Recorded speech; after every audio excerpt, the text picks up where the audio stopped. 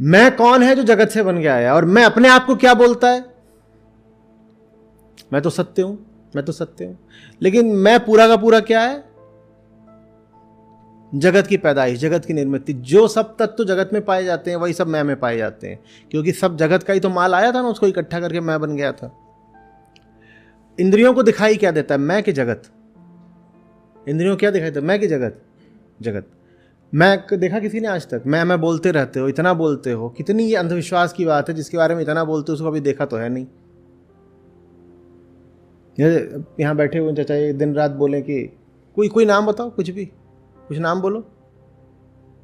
हाँ, दीपक तो होता ही है, कोई ऐसे बोलो।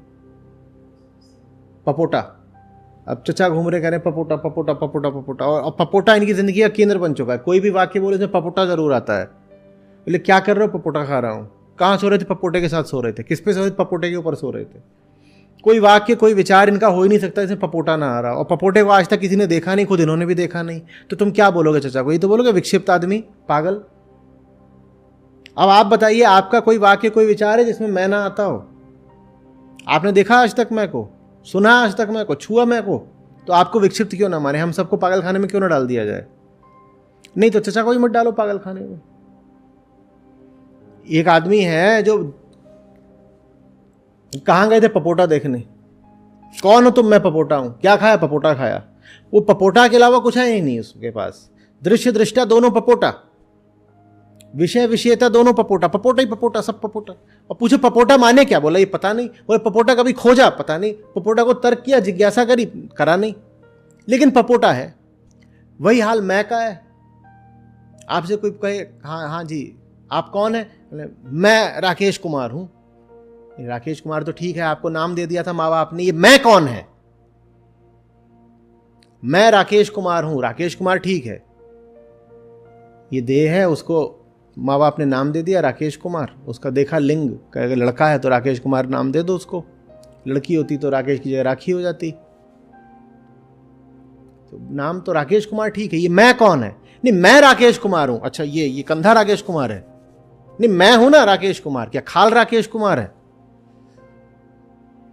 मैं कौन है? नहीं मैं तो फिर आज तक देखा नहीं, मैं तो देखा नहीं आज तक।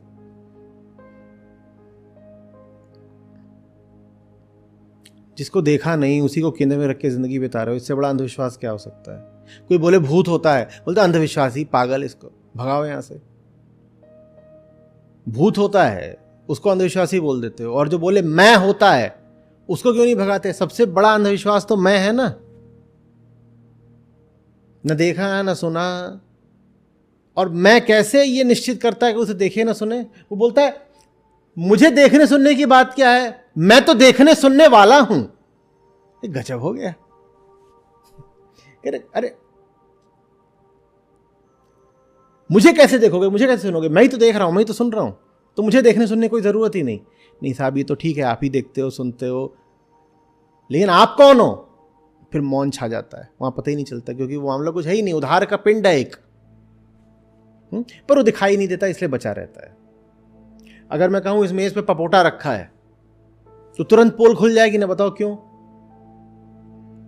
क्यों? क्योंकि आके इस मेज पे खोज लोगे और पपोटा मिलेगा नहीं, तो पोल खुल जाएगी कि झूठ बोला। समझ में आ रही बात? मैं की पोल क्यों नहीं खुलती? क्योंकि आंखों से उसकी जांच नहीं हो सकती। वो बोलता है मैं आंखों के पीछे हूं, मैंने देखा, तो मुझे कैसे देखोगे? मैंने तो देखा है ना, मैं तो दृष्टा हूं, तो मुझे कैसे देख लोगे? तो मैं इसलिए बचा रहता है। तो यहां पे फिर मुनि ने तरकीब निकाली है मैं की चाल की, काट की। वो कैसे बचा रहता है बोल के कि मैं तो पीछे हूं जी, मैं तो पीछे हूं, मैं तो पीछे हूं। बोला अच्छा ठीक है, तू पीछे होगा, लेकिन तू बना किससे है? जगत मौल से, ब्रह्मांड से। तो तू होगा पीछे कहीं, लेकिन तू इसी सबसे बना है ना। अगर हम ये दिखा दें कि ये सब नकली है तो क्या साबित हो गया? कौन नकली है? तू नकली है। सीधे सीधे तुझे नकली साबित किया नहीं जा सकता, क्योंकि तू किसी भी परीक्षण का विषय नहीं बनता, तू परीक्षक बन जाता है। तू इन्वेस्टिगेशन का सब्जेक्ट नहीं बनता, तू इन्वेस्टिगेटर बन जाता है। तो कोई कैसे साबित करे कि तू नकली चीज है, घटिया चीज है? तो एक काम करते हैं कि तेरा जो जोड़ीदार है क्या, संसार, अहंकार का जोड़ीदार कौन है, संसार, ये संसार को ही दिखा देते हैं कि संसार गड़बड़। अगर तुझे ये दिख गया कि संसार ऐसे ही है तो फिर तुझे ये भी मानना पड़ेगा कि तू भी ऐसे ही है, व्यर्थ, नकली। जब जगत कल्पना हो जाता है तभी आप अनंत हो जाते हो, निराकार हो जाते हो और शांत हो जाते हो। जब जगत कल्पना हो जाता है तो आप अनंत, निराकार और शांत हो जाते हो, नहीं तो नहीं हो पाओगे। जब तक माने जगत आपके लिए असली है, मैं असली है तो जगत भी असली होगा, ये दोनों तो जोड़ीदार हैं, साथ साथ चलते हैं। अहम कहता है मैं असली हूँ, अहंकार असली है तो संसार भी असली होगा, दोनों सत्य हैं, मैं भी सत्य हूँ, संसार भी सत्य। जब तक ये दोनों ही सत्य हैं तब तक ना आप अनंत हो पाओगे, माने आपकी सीमा रहेगी। जहाँ सीमा रहती है वहाँ दुख रहता है और डर रहता है और अज्ञान रहता है। ना आप अनंत हो पाओगे, ना शांत हो पाओगे, उद्विग्न रहोगे, चिंतित रहोगे, और न ही आप निराकार हो पाओगे। सब तरह के सीमित आकारों के पीछे पीछे भागोगे, पाओगे कुछ नहीं। समझ में आ रही है बात? जगत को कल्पना साबित करने की ऋषियों को कोई जरूरत नहीं है, लेकिन चूंकि आपने अपनी हस्ती को जगत से जोड़ रखा है इसलिए वो जगत को दिखाते हैं कि देखो देखो देखो कितना झूठा है, परीक्षण करो, प्रयोग करो, पाओगे कि जगत वो नहीं है जो तुम्हें लगता है। जब तुम्हें दिखेगा कि जगत वो नहीं है कि जो तुम्हें दिखता था, लगता था, तो फिर ये भी तो साबित हो जाएगा ना कि तुम भी वो नहीं हो जो तुम अपने आप को मानते थे। जब आप ये बोलते हो, मैं आपको एक उदाहरण देता हूँ, ध्यान से सुनिएगा। जब आप ये बोलते हो मैंने धोखा खाया, मैंने धोखा खाया, धोखे का मतलब क्या होता है? जब धोखा खा रहे थे तब तो भरोसा था ना, नहीं तो धोखा कैसे खाते? आपने किसी व्यक्ति से धोखा खाया, जब धोखा खा रहे थे तब धोखा खा रहे थे, क्या खा रहे थे? तब तो भरोसा खा रहे थे, तब तो भरोसा खा रहे थे। तो आपको धोखा एक ने दिया है कि दो ने दिया है? एक तो था चलो सामने जो धोखा खिला रहा था, एक वो भी था जो धोखा खा रहा था। और क्या बोल के खा रहा था? मैं तो भरोसा खा रहा हूं। तो अगर झूठे साबित हुए तो एक साबित हुआ झूठा कि दो? जो भी गुनाह साबित हुआ वो एक का साबित हुआ कि दो का साबित हुआ? तो आप धोखा तो जगत से दिन रात खाते हो ना। ऋषि आपको यही समझाना चाह रहे हैं, जगत से अगर धोखा खा रहे हो तो सिर्फ जगत ही झूठा नहीं है, तुम भी झूठे हो। अगर बाजार का माल नकली निकल गया, माल तुम घर ले आए हो, तो नकली सिर्फ बाजार का माल नहीं है, नकली तुम भी हो। नहीं तो नकली को असली कैसे समझ लेते? समझ में आ रही है बात?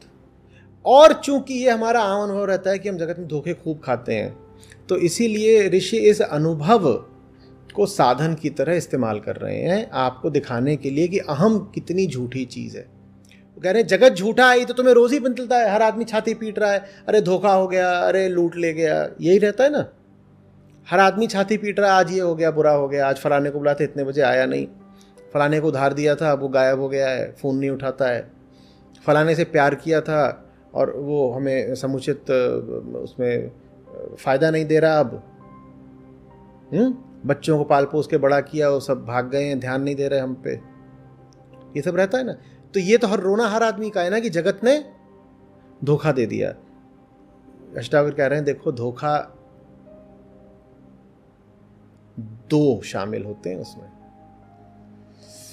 धोखे की प्रक्रिया में दो हमेशा शामिल होते हैं, एक वो जो खिला रहा था और एक जो खा रहा था।